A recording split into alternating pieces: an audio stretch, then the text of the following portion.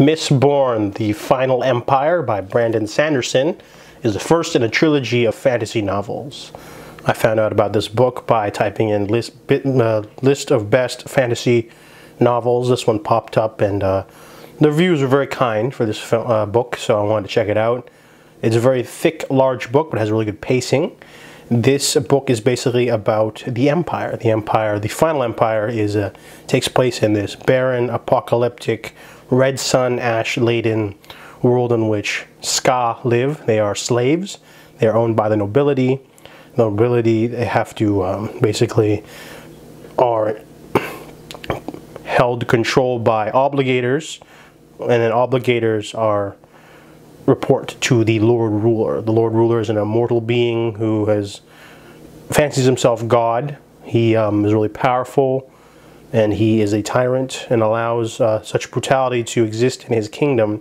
He also rules with an iron fist and has a cadre of vicious warrior priests called inquisitors. So the main character in this book is Kelsier. He is the survivor of Hathsin. He is a thief, crew leader, and he was captured by the Lord Ruler after trying to do an impossible job. And he survived the pits of Hathsin, which is something that no one does. And then he came back more powerful. And he recruits a team of different allomancers. In this novel, the magic system is called allomancy. And basically, if you have some noble blood in you, you can have the power to do a certain thing if you ingest a certain type of metal. So there are 10 different metals to begin with. Different metals let you do things like iron and steel allow you to push and pull against different objects made of those two things. So you can pull yourself towards an iron gate and almost fly and leap, or you can pull away from it and jump up and almost fly. Then there's pewter, which if you ingest, you get strength. Tin gives you enhanced senses and things like that. So allomancers are called mistings, and they have one unique power. So when you're living in this kingdom, and if you have the power to get stronger, if you ingest pewter, you're most likely going to be hiring yourself out as a bodyguard, or sort of soldier on an army, a mercenary of sorts.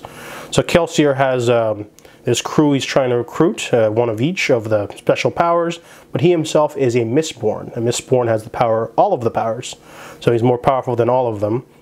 However, the book avoids the cliche of having, a young prodigy who's really good at everything by having that character be his protege. Vin is a young Ska thief who is recruited because they find out who she is, and she's also a Mistborn, we find out, and she basically is the sort of way for Kelsier to inform the reader of how the magic system works, all different rules of sorts. So this book is actually really well done. I really like the characterization, for one thing. The book doesn't get too lost in the action aspect by having the mission at hand to overthrow the Final Empire.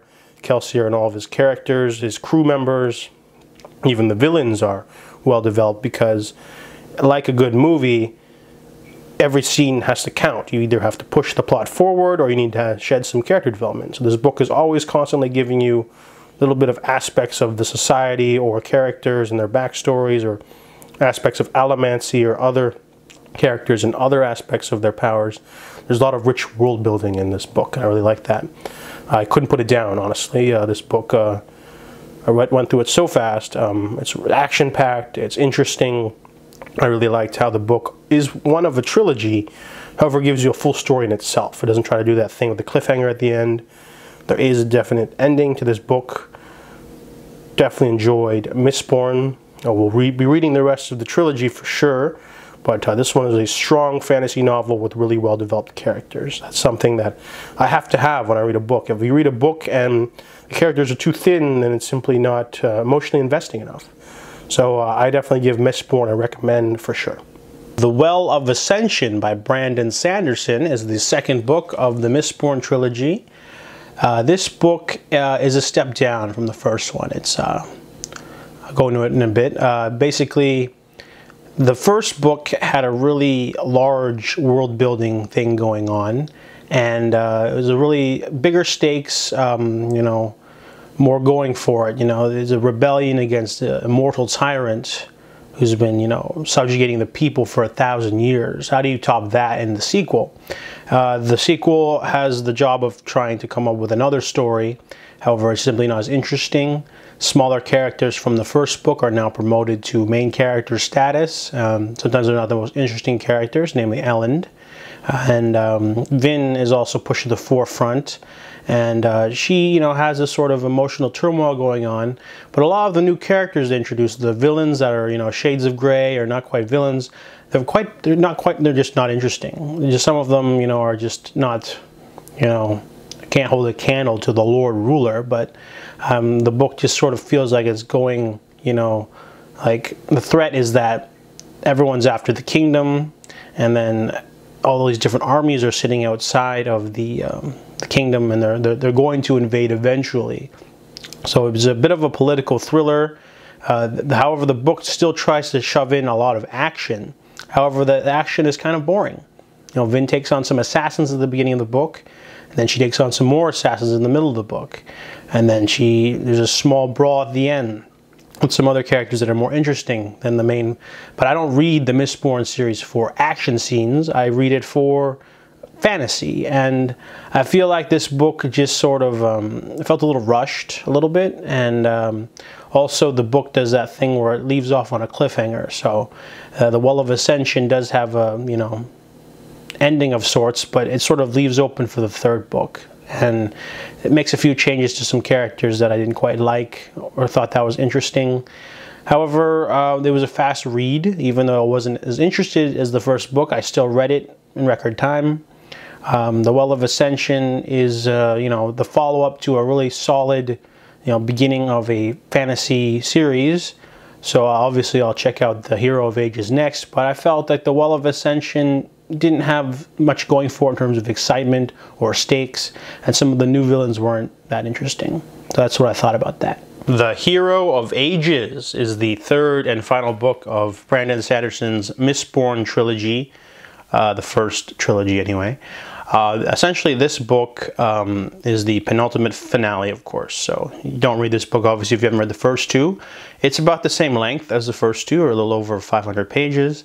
There's two elements to this book. The first is the main plot, which basically turns it on its head. The second book had Alan Venture pretty much defending his kingdom from all these different rival kingdoms. But it turns the plot on its head this time around, because Alan is now conqueror. He's the emperor of the Central Dominance, and he's trying to overtake everyone else. His little works of democracy haven't really worked, so he's trying to now become a sort of more gentle version of the Lord Ruler. And there's like this sort of morality thing that's really interesting. And then most of the conflict has to do with like him taking on different armies and things like that. But most of the action is the Colossus, and for me, the Colossus are boring. They are basically just trolls, basically large, giant versions of trolls. And you know, watching prose about a guy running around slashing at people, and then people slashing at other creatures, it gets kind of boring. There is some allomancy action sequences near the end with Vin. However, Vin's really OP in this book. It's a little bit weird. And the other aspect is the supernatural aspect. Basically, there's a new villain named Ruin, and he is like an ethereal sort of god-like being, and it just kind of feels kind of cheap because he's just everywhere at once, and he's, you know, really powerful for no reason. But they didn't really explain where he comes from, really. And the finale is kind of weird. There's some good twists here and there that I didn't see coming. And the book does manage to give you a pretty solid ending, I guess. But I just didn't like the sort of like aloofness of the villain. You know, it's kind of like saying, it's kind of like the villain from The Happening. You know, it's just, it's everywhere. You know, you can't do anything. You know, it's kind of like that. And a lot of the action is basically just messy Colossus battles, which is kind of boring. But other than that, though, The Hero of Ages is, you know, I had to read it because it's the third one, it's the final one. But it's a pretty interesting read. I thought it was okay. Definitely better than The Well of Ascension, because The Well of Ascension just kind of felt like a placeholder book in the middle. This one at least gives you the final story. And yeah, a lot of the characters, they like to mope around a lot in this book, but overall, it's not that satisfying, but it's enjoyable. The Hero of Ages is pretty solid book to end the trilogy. Mistborn, The Final Empire being my favorite. just kind of in the order I like them, I like Final Empire, then Hero of Ages, then Well of Ascension. So that's my thoughts about Brandon Sanderson's Mistborn trilogy.